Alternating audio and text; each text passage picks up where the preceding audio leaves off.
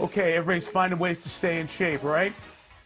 PK Subban, Lindsey Vonn finding their own ways to keep fit to world-class elite athletes. You know, for those of you who have access to elite athletes under your own roof and can try these things at home, I would suggest don't try those things at home, just to be safe. PK Subban joins the show now live. So this is working out okay, having another elite athlete under the roof there, kind of keeping you in shape and creative methods of doing such? Yeah, we're happy to be one of those couples that's excelling during this pandemic at home all alone, and it's been a lot of fun the past few weeks for Lindsey and I. I know that she's been traveling a lot during the season, so we didn't get to spend too much time isolated at home, so it's nice to be together, and we've just been trying to inspire as many as we can to stay up and to stay motivated during this time and to stay active, and that we can get through this together. You guys engaged, and I'm just curious, as Lindsey has stepped away from the active skiing and her landmark career, her bar-setting career that she had, what are you noticing about an athlete who has been to the top, who's now dealing with that retirement and not having that competition, because that's something you'll have to face somewhere down the line?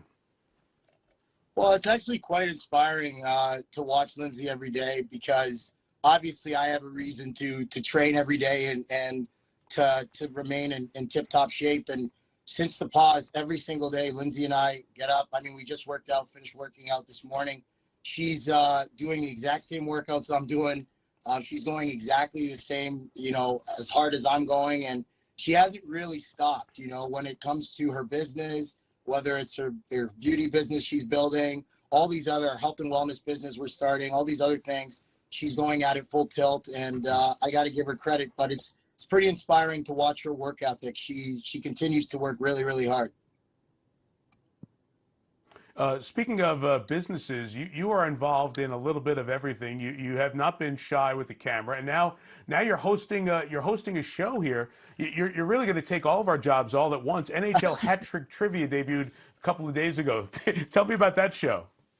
Well, first of all, I don't imagine myself taking your job anytime soon. You do an amazing job, and I have a lot of respect for people like yourself, Mike, that work on the air and do this for a living. And I don't think people really understand how difficult it is to do what you guys do every day. And I've been lucky enough, to have the NHL as well as NBC and the NHL give me opportunities to have hosting gigs. And it's my first time ever hosting a trivia show.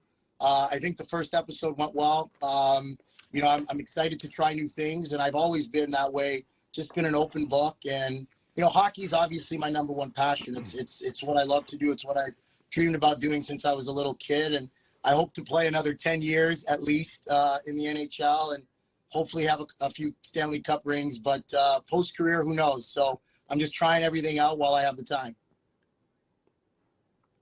10 years. You're 30 now. We see Zdeno Chara with the Bruins, who's playing into his 40s. Do you really feel that your body and the style of play can hold up for another decade?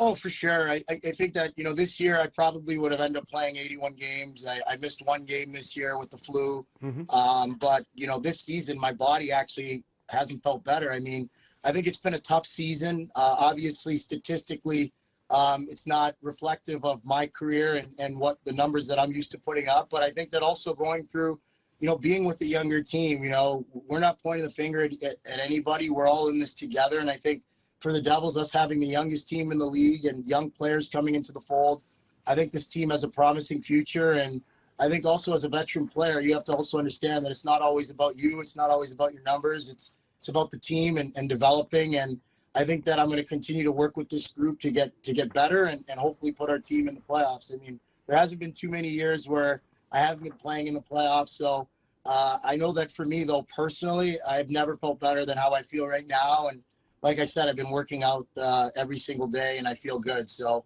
there's no question that I can't play hopefully another 700 games, hopefully 10 years. Wow. The Montreal and Nashville days, now New Jersey here. And let me hit you on one of those young players you talked about, Jack Hughes, #1 overall pick coming into this draft. What'd you see in what has been 3/4 of the season to this point in Hughes? Promising future. I think that, first of all, he's a great kid. I love Jack. I love, playing with him and watching him learn every day. And I think that for our relationship, I've always tried to, communicate with him as much as I can. I never came into the league at 18, but definitely came into the league with some attention, very similar to what he had, when I was playing in Montreal. And I tried to, just comfort him the best way that I can. It's difficult, when you go through a season and, players are getting traded and coaches are getting changed and all these things are happening. But I thought for him, he did a really good job of being focused. And towards the second half, you could see that he was looking more and more comfortable. And there's no question that he's among the best young players in the league. Once our team gets better, I think that Jack is going to look a whole lot different on our team. But he's only 18 and he's still learning. I'll test your TV skills. I got 1 minute and 2 questions.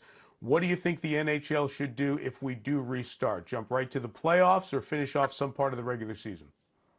Okay, well, there's no question that I'm biased. So I'm a little bit selfish. I'd love to see a 31 playoff format and to see our Devils get an opportunity to get into the playoffs. And I'm saying that because, we went from a team that was completely out of the mix to 1 game behind 500. And, I know we were still a long shot to make the playoffs, but I'd love to see our team get an opportunity. But I think realistically with the time, it all depends on how much more time goes by. And I think that, listen, if I'm putting myself on the Boston Bruins or the Washington Capitals or any of these teams that, are having great seasons, and St. Louis Blues coming off winning a Stanley Cup, those guys deserve an opportunity to play. But, I know that these guys understand that they have families, they have kids, relatives. Health is number one. And I think everybody's being touched by this virus. So we want to see everybody healthy first before hockey comes back, I'm sure. And I'm out of time. I was going to ask you about your hat, but the hat is PK's logo. You're big time if you have your own logo, but it's the PK Subban Foundation. You can go online and check it out. Check him out hosting the hockey show, the trivia show as well on NBCSN. Thanks. Best to Lindsey, and we'll talk to you down the road. You guys stay safe, okay? All right. Thanks, Mike. And Lindsey says hi. She loves you.